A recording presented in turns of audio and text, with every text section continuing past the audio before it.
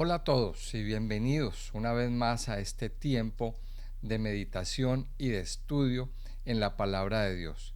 De verdad que es una alegría y un gozo poder venir cada mañana delante de nuestro Dios y recibir de parte de nuestro Padre Eterno esas palabras que nos levantan, que nos fortalecen y que nos sostienen. Mi nombre es Carlos Muñoz, les doy la bienvenida a nuestro canal de la Iglesia IRE. Y bueno, antes de empezar la meditación en el pasaje de hoy, pues quiero invitarles que vean este video hasta el final, que lo compartan con otras personas, que le den me gusta a a este contenido y también que se suscriban a nuestro canal si es que no lo han hecho. También quiero hacerles una invitación muy especial y es a que hagan parte de nuestro club de lectura diaria. De verdad que cada vez hay más y más personas que están involucrándose y que están sumergiéndose en la lectura sistemática de las escrituras. ¿Cuál es nuestro objetivo?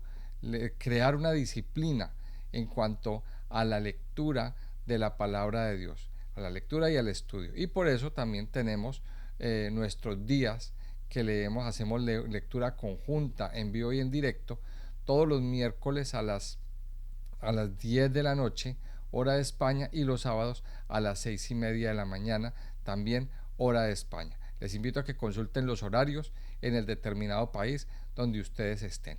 Vamos entonces a continuar con nuestra lectura del libro de Números y vamos a meditar hoy un poquito en lo que nos dice la palabra de Dios en el capítulo 9 y el capítulo 10 de este hermoso libro que el Señor nos está regalando por este tiempo.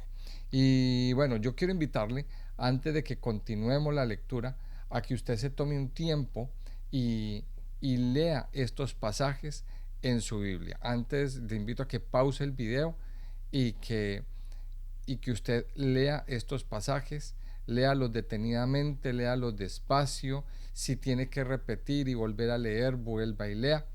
Y después de esa pausa, pues sigue sigue viendo este video. Bueno, si ya lo hizo, si usted ya leyó la lectura, bueno, vamos a mirar que en el capítulo 9 y el capítulo 10, pues el Señor toca unos temas bien especiales y muy profundos, como lo viene haciendo por estos días en nuestro estudio de la palabra de Dios. En el capítulo 9, por ejemplo, nos habla o le recuerda el Señor al pueblo de Israel acerca de la celebración de la Pascua. Ya ha pasado un año desde que salieron de Egipto. Recordemos la manera como Dios los sacó de, de la esclavitud, de ese sistema de esclavitud que ellos estaban viviendo en la tierra de Egipto. Cómo los sacó, cómo Dios se manifestó a través de una serie de plagas, a través de una serie de situaciones que Dios le envió a Faraón y al pueblo egipcio por su terquedad y por no dejarlo salir. Y la última plaga pues fue la plaga de la muerte de los primogénitos. Y recordemos cómo Dios le dio un mandato al pueblo de Israel y le dijo que esa noche debían celebrar, debían tener una cena especial, debían sacrificar un cordero y comérselo asado al fuego con hierbas amargas y con panes sin levadura. Y inmediatamente después de esto, después de cenar, ellos tenían que salir de Egipto. Entonces, aquí Dios les recuerda y le dice en el capítulo 9, en los primeros versículos: habló Jehová a Moisés en el desierto de Sinaí, en el segundo año de su salida de la tierra de Egipto, en el mes primero, diciendo: los hijos de Israel celebrarán la Pascua a su tiempo. El 14º día de este mes, entre las 2 tardes, la celebraréis a su tiempo, conforme a todos los ritos y conforme a todas sus leyes, la celebraréis. Dios le recuerda al pueblo de Israel la importancia de que no se les olvide celebrar o hacer esta celebración de la Pascua. Era la primera Pascua en libertad, la primera Pascua fuera de territorio egipcio. Y Dios, recordemos que en el libro del Éxodo Dios les dio un mandato y les dijo que esto iba a ser un estatuto perpetuo para sus vidas. Pero ¿qué sucedió? Sucedió que cuando se disponían a celebrar la Pascua, habían unas personas pues que estaban impuras porque habían tenido un contacto con un muerto, con una persona, con algún cadáver. Entonces vienen a Moisés y le preguntan y le dicen: Moisés, nosotros tenemos este problema, tenemos esta situación, no podemos celebrar la Pascua como es debido porque hemos tenido contacto con un muerto. Seguramente fue un familiar que se les murió, perdieron un ser querido, en fin, tuvieron un contacto con un muerto. Y vienen y le dicen a Moisés. Y Moisés les dice: bueno, yo voy a consultarle al Señor, le voy a consultar al Señor y ya les traigo la respuesta. Y en efecto, Dios trajo una respuesta. Dios le manda a decir al pueblo que entonces, en el caso de personas que están contaminadas por haber tocado un muerto, o las personas que están de viaje y que no alcanzan a llegar, pueden celebrar la Pascua en el siguiente mes, a los 14 días del mes, cumpliendo todos sus ritos, cumpliendo todos los requisitos y haciendo todas las cosas que Dios le había mandado. Y entonces aquí vemos una enseñanza bien especial. Lo primero es que la importancia de la Pascua, de Pesach. La Pascua representa la libertad, la Pascua representa el sacrificio de Cristo en la cruz para liberarnos de nuestros pecados. Eso representa la fiesta de la Pascua. Y es importante que la Pascua, que no la celebremos si estamos impuros. Tenemos que limpiarnos, tenemos que purificarnos, tenemos que estar limpios a nivel espiritual. Ahora, más adelante se nos presenta otro detalle, y es que Dios le da la advertencia que las personas que estén bien, pero que de alguna manera no quieran celebrar la Pascua y no quieran participar de ella porque les da pereza, porque no quieren o por lo que sea, serán cortadas. Y dice aquí que los que no quieran, dice en el versículo 13, mas el que estuviere limpio y no estuviere de viaje, si dejare de celebrar la Pascua, la tal persona será cortada entre su pueblo, por cuanto no ofreció a su tiempo la ofrenda de Jehová, el tal hombre llevará su pecado. Mire, y es una cosa que debemos entender aquí en esta parte, y es el hecho de que nosotros tenemos que tener claro que fue el Señor Jesucristo el que murió por nuestras vidas, el que murió por nuestros pecados, el que derramó su sangre para darnos vida, para darnos gozo, para darnos libertad. Esa es la Pascua que usted y yo, que el Señor quiere que usted y yo celebremos todos los días de nuestra vida. Ahora, cuando llegue este tiempo de Pascua, que es más o menos entre abril y marzo, tenemos que celebrarla con esa connotación, con esa idea en nuestra mente. La Pascua representa la muerte de Cristo, el derramamiento de la sangre de Cristo para liberarnos, para darnos vida, para darnos gozo, para traernos sanidad. En la segunda parte de nuestro pasaje nos habla, a partir del versículo 15, de la nube sobre el tabernáculo. Recordemos que cuando Moisés erigió el tabernáculo, pues una nube se posó sobre el tabernáculo. ¿Qué es esa nube? La nube representa la presencia de Dios. O sea, en esa nube estaba la presencia de Dios. Y entonces nos dice el versículo 15 que el día que el tabernáculo fue erigido, la nube cubrió el tabernáculo sobre la tienda del testimonio, y a la tarde había sobre el tabernáculo como una apariencia de fuego hasta la mañana. Dice el verso 16, así era continuamente, la nube lo cubría de día y de noche la apariencia de fuego. O sea, esa nube representaba la presencia de Dios sobre el tabernáculo. ¿Qué quiere decir esto? Que Dios estaba ahí, que Dios estaba ahí. Recordemos por capítulos anteriores cómo se nos describe que el tabernáculo estaba en el centro de Israel, en el centro del poblado. O sea, la distribución estaba, todas las tribus estaban viviendo acampadas alrededor de ese tabernáculo. O sea, el tabernáculo no estaba en un extremo o en el otro, no, estaba en el centro. Y en ese centro estaba la nube, la presencia de Dios. Y aquí se nos dice que cuando la nube se alzaba, del tabernáculo, los hijos de Israel partían. Y en el lugar donde la nube paraba, allá acampaban los hijos de Israel. Es decir, a donde la nube iba, el pueblo de Israel tenía que ir. Si la nube avanzaba, ellos avanzaban. Si la nube paraba, ellos paraban. Si la nube avanzaba una semana, ellos avanzaban una semana. O si la nube paraba una semana, ellos paraban una semana. Mire, ¿qué nos dice aquí? La nube representa la presencia de Dios. Nosotros, como hijos de Dios, tenemos que guiarnos por la presencia de Dios. Es Dios el que nos guía. Es Dios el que va adelante mostrándonos el camino. El pueblo de Israel no podía irse por donde ellos querían, por donde les parecía, o a donde mejores condiciones económicas hubiera podido haber. No, ellos no podían decidir eso. ¿Quién los guiaba? La nube, la presencia de Dios. Y aquí viene otra lección para nosotros como hijos de Dios. ¿Quién lo guía a usted? ¿Quién lo guía a usted? ¿Qué hace usted cuando va a tomar una decisión? ¿Se guía por sus propios conceptos, por sus propios criterios? ¿O espera que sea la presencia de Dios la que le marque el camino hacia dónde ir? Eso pasaba con el pueblo de Israel. Mire, hacia donde la nube iba, ellos iban.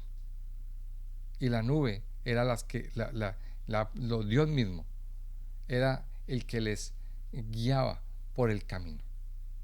Ahora la pregunta que yo hago, que nos hacemos en este momento es: ¿usted se está dejando guiar por la presencia de Dios en su vida? El pueblo de Israel debía tener sus ojos puestos en la nube siempre. La nube era visible para todos, no era para unos cuantos, era para todos. Todos podían verla, la visualizaban de día y de noche, la apariencia de fuego. Y cuando la nube se alzaba, ellos tenían que partir, tenían que moverse. Muévase al ritmo de la nube, movámonos al ritmo de la presencia de Dios. Y esta es otra de las lecciones que nosotros tenemos que aprender de este pasaje. ¿Qué tanto estamos caminando al ritmo de Dios? No se quede atrasado, no se quede atrás. Visualice la presencia de Dios en su vida. El capítulo 10 nos habla, y aquí pasando a otro capítulo, nos habla de dos cosas. Dios le manda a Moisés a que fabrique unas trompetas de plata. Unas trompetas que tenían muchas utilidades. Pues lo primero, aquí Dios le dice, en el capítulo 10, habló Jehová a Moisés diciendo: hazte 2 trompetas de plata, de obra de martillo las harás, las cuales te servirán para convocar la congregación y para hacer mover los campamentos. O sea, esas trompetas, 2 trompetas nada más, tenían como oficio avisar, dar un aviso, era un sistema de comunicación. Entonces, de acuerdo a un toque que se daba, se convocaban a los ancianos. De acuerdo a otro toque que se daba, era un sistema para decir: estamos en guerra, por favor preparen. Y de acuerdo a otro toque que se daba, era para decir: nos vamos, nos ponemos en marcha otra vez. Usted imagínese esto: eran aproximadamente 2,5 millones, entre 2,5 millones de personas y 3 millones de personas. Era un poblado bastante grande. Eran un pueblo bastante numeroso. Piense por un momento en aquellas ciudades que tienen entre 2, 3 o 4 millones de habitantes. Yo creo que muchos de nosotros pues vivimos en algunas ciudades de esas. Ciudades como Madrid, como Bogotá, como la misma Málaga donde nosotros estamos, por ejemplo, o póngale la ciudad que quiera. En México, en Lima, bueno, donde sea que usted esté. ¿Cómo se comunican o cómo comunicar de un barrio a otro todas las cosas si no había internet, si no había teléfono, si no había algún sistema de comunicación? O sea, el sistema de comunicación era las trompetas. Estas trompetas que se, que se, que se tocaban. Entonces aquí había que estar muy atento al sonido de la trompeta. Y aquí viene una lección también bien grande para nosotros como hijos de Dios. ¿Qué tan atentos estamos al escuchar esos sonidos que vienen de Dios?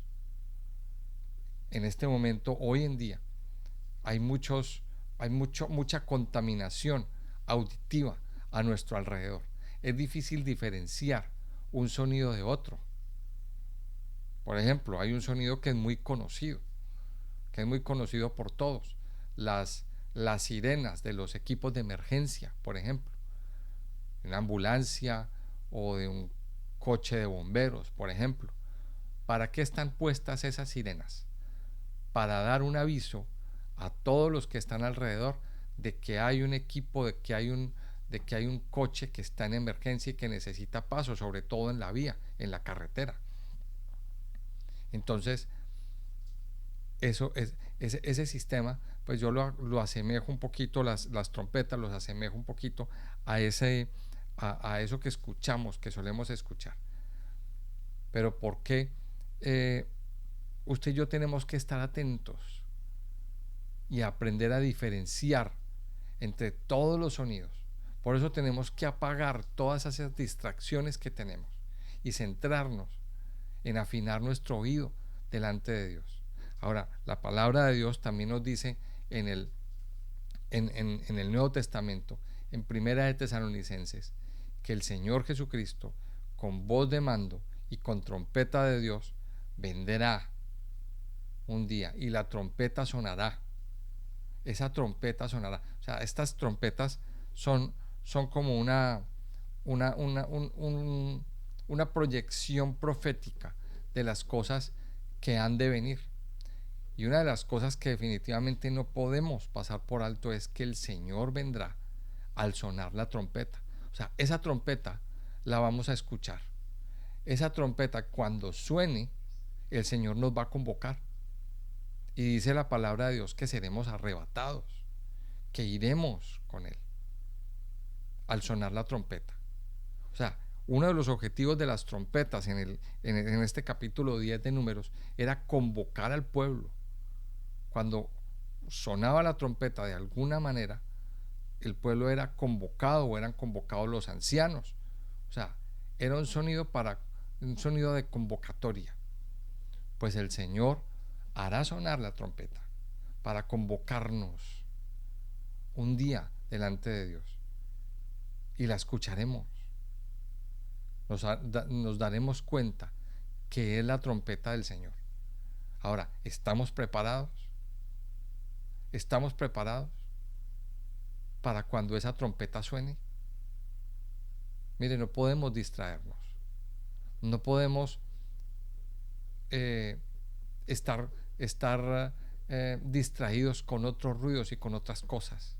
Porque a veces nos ha pasado. No sé si a usted le ha pasado que está usted ocupado, distraído en algo y alguien lo llama y usted no se entera de que lo llamaron. Y luego esa persona, mira que te estoy llamando desde hace rato y no me oyes. Eso a veces nos podría pasar con el Señor. Por eso aquí nosotros tenemos que tener el oído muy atento a lo que dice la palabra de Dios y a las cosas espirituales y apagar los ruidos externos que nos distraen. En la última parte del pasaje, a partir del versículo 11, entonces ya se nos cuenta y se nos dice cómo el pueblo de Israel sale de Sinaí. O sea, se acabó la estadía en el Sinaí, se acabó este tiempo de capacitación, de hablar, de este tiempo, y a partir de este momento, en el versículo 11 del capítulo 10, el pueblo de Israel sale del Sinaí. Y dice el verso 11, en el año segundo, en el mes segundo, a los 20 días del mes, la nube se alzó del tabernáculo del testimonio, y partieron los hijos de Israel del desierto de Sinaí, según el orden de marcha, y se detuvo la nube en el desierto de Parán. O sea, Dios empezó otra vez a moverse. Y aquí viene algo bien especial, y es que el pueblo, si miramos las primeras jornadas, se tardaron 50 días en llegar al monte de Sinaí. Y allí estuvieron aparcados durante algo más de 9 meses, por ahí, más o menos. Y, y Dios allí les dio leyes, les dio mandamientos, ellos hicieron el tabernáculo. Ellos ahí estuvieron mucho tiempo. Pero no podían quedarse ahí. Ellos no podían quedarse en la comodidad del Sinaí, porque el objetivo no era ese. Mire, muchas veces Dios nos lleva a determinados lugares donde nos capacita, donde nos enseña, donde nos enseña cosas grandes, nos equipa para el camino. Pero ese no es nuestro destino final. Recordemos que nosotros tenemos un destino, y es llegar a la vida eterna. ¿Qué tanto estamos haciendo nosotros para llegar a esa vida eterna? Ahora, Dios saca a su pueblo de esa zona de confort en la que estaban. Dios les dice, en otras palabras, les dice, ya aprendieron lo que iban a aprender, ya recibieron, ya les di lo que les iba a dar, ahora a continuar la marcha. A continuar la marcha, porque tenemos que llegar a la tierra prometida. Y la nube se alzó, y el pueblo de Israel partió. Dice que los hijos de Israel partieron según el orden de marcha, se detuvo la nube en el desierto de Parán. Y aquí nos empieza a describir cómo empiezan a marchar. Y aquí nos muestra en este pasaje del capítulo 10 cómo hay un orden. O sea, ninguno podía marchar a su aire y a su bola. Ninguno podía ir como le diera su voluntad. No, había un orden establecido. Y aquí usted lo puede leer. Había un orden establecido. No podían irse de cualquier manera y corriendo a la loca. No, o a donde mejor les pareciera, o en la posición que mejor les pareciera. Cada uno debía aceptar y acatar esa orden y moverse rápido, porque la nube se movía rápido. La nube iba a una velocidad. La nube se levantaba y todos tenían que empezar a empacar, a empaquetar sus cosas, los sacerdotes y los levitas a empacar y a poner en orden el tabernáculo, a empacarlo debidamente, toda la gente a recoger sus enseres, a recoger sus carpas, a recoger sus tiendas, a recoger sus animales, porque nos movemos, porque se van a un nuevo destino. Recuerden que el destino era llegar a la tierra prometida. El destino era llegar a la tierra prometida. Y iban en un orden de marcha. Nos dice aquí la palabra de Dios que en medio de ese orden de marcha, dice en el versículo 29, dice en el versículo 29 del capítulo 10, se menciona a un cuñado de Moisés, a una persona. Dice el versículo 29, entonces dijo Moisés a Hobab, hijo de Raguel, madianita, su suegro, nosotros partimos para el lugar del cual Jehová ha dicho, yo os lo daré. Ven con nosotros y te haremos bien, porque Jehová ha prometido el bien a Israel.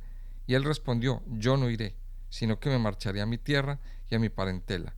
Y él le dijo, te ruego que no nos dejes, porque tú conoces los lugares donde hemos de acampar en el desierto y no serás el lugar de ojos. Mire, y esto nos da la lección de que Dios en nuestro caminar pone personas que nos ayudan, pone personas clave que nos ayudan y que nos dan guía, que nos ayudan a dar dirección. Dios actúa de muchas maneras.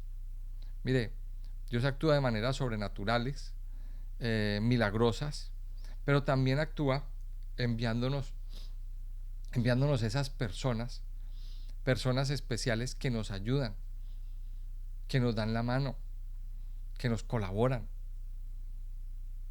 Dios actúa de muchas formas. Y aquí en este caso, Dios envió una persona, Dios le deja ver una persona a Moisés, a este hombre Hobab. Ya con anterioridad habíamos visto en el libro del Éxodo cómo Dios había utilizado al mismo suegro de Moisés para darle unos consejos y una guía y una dirección. Miremos esto, reconozcamos esas personas que Dios ha enviado para ayudarnos, que Dios ha enviado para colaborarnos, esas personas que son de ayuda, que nos suman a nuestra vida. Ahora, miremoslo así también, el enemigo también envía personas, envía sus agentes que no ayudan, que lo que hacen es quitarnos la paz, robarnos la salud, robarnos nuestra paz interior. Pues esas personas tenemos que procurar alejarlas. Es lo que llamamos personas tóxicas en nuestra vida. Personas que cuando entran a nuestro entorno lo que hacen es dañar el ambiente, dañarnos. Esas personas tenemos que aprender a establecer límites con ellas y alejarlas de nuestras vidas.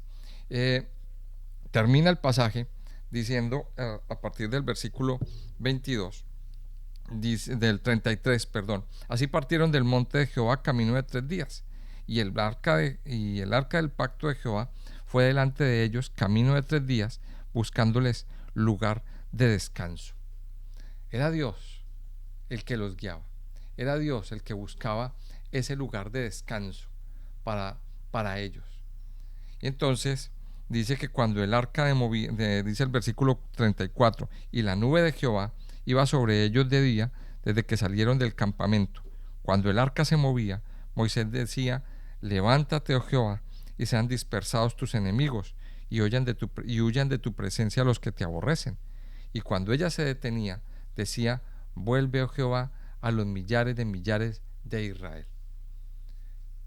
Lo que dice Moisés, que Moisés era pues el profeta en ese momento, es que cuando el arca se levantaba e iba adelante, Moisés proclamaba y decía: levántate, oh Jehová, y sean dispersados tus enemigos, y huyan de tu presencia los que te aborrecen. Y aquí hay una lección también. Cuando la presencia de Dios en nuestras vidas va por delante en nuestro caminar, los enemigos tienen que huir, los enemigos tienen que dispersarse, los enemigos tienen que irse lejos, porque es Dios el que pelea por nosotros. Estas son las lecciones que aprendemos de estos dos pasajes, de estos dos capítulos bien especiales. Yo le invito a que usted continúe leyendo, a que continúe descubriendo en la palabra de Dios lecciones de vida, lecciones para nosotros. Ya continuaremos con las lecciones de los próximos capítulos. O sea, hasta este momento ya el pueblo reinicia su marcha, y hasta este momento pues vemos un pueblo bueno, entre comillas, porque a partir del próximo capítulo ya empezamos a ver reacciones negativas en el pueblo de Israel. Así que yo le invito a que oremos, a que terminemos este tiempo de meditación dándole gracias a nuestro Padre. Padre eterno, gracias te damos por tu amor y misericordia, por tu bondad, por la fidelidad, Señor, que tú tienes para cada uno de nosotros. Gracias por tu palabra que nos edifica, que nos fortalece y que nos levanta, Señor. Ayúdanos cada día a guiarnos por tu palabra, a guiarnos, Señor, por lo que tú nos dices en tu bendita palabra, Señor. Ayúdanos, Padre, a que tu presencia vaya delante de nosotros, peleando y destruyendo esos enemigos que quieren dañarnos, abriendo caminos, abriendo puertas. Padre Santo, nosotros no queremos, hoy tomamos la decisión de caminar en pos de ti. No queremos hacer nuestra voluntad, Señor, solamente la tuya, y que sea la nube de tu presencia, Señor, la que vaya adelante, peleando, guiando y mostrándonos el camino que debemos andar, Señor. Nos entregamos en tus manos, Señor, en este día, en el nombre precioso y poderoso de Cristo Jesús. Amén y amén.